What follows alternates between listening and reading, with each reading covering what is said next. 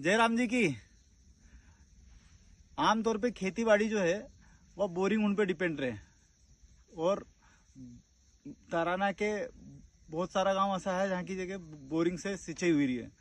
नर्मदा विकास प्राधिकरण जो बहुत बड़ा विभाग है, नर्मदा सिप्रा लिंक परियोजना बनी थी और लाइन डाली और खेतों तक पहुंची कि साहब जो है खेतों में बोरिंगों की जरूरत नहीं पड़ेगी, लोग जो है नर्मदा के पानी से सिंचाई करेंगे। ये जो फसल सामने की आप देख रहे हैं, ये जो फसल है ये बोरिंग के पानी से सिंचित गेहूं की फसल है जो कि लहलहा रही है।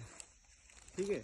और ये जो नर्मदा सिप्रा लिंक परियोजना के द्वारा जो लाइनें डाली गई है और जो किसान बड़े भावों से मां नर्मदा के भरोसे बैठा है उसकी फसलों की हालत क्या है आप जरा ये खेत देख के अंदाजा लगा सकते हैं।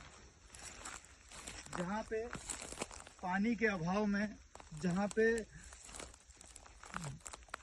नर्मदा के जल के अभाव में जमीन में किसान के द्वारा रोपा गया गेहूं अंकुरित होते होते रह गया और जमीन बंजर सी हो गई।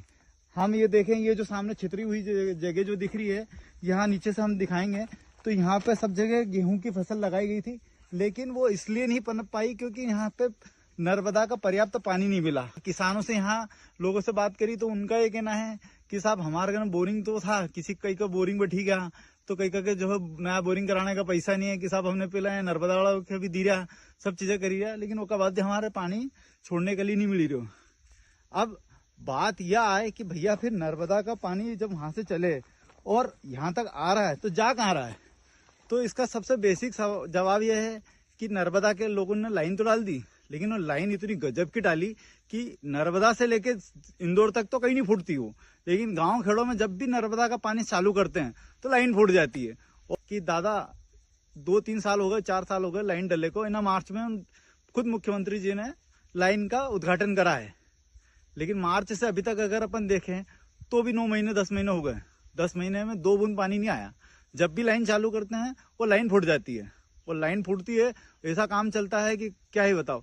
और जिस समय जब लाइन फूटती है नर्मदा की तो उसके जो फव्वारे हैं कम से कम 50 फीट ऊंचाई तक जाते हैं।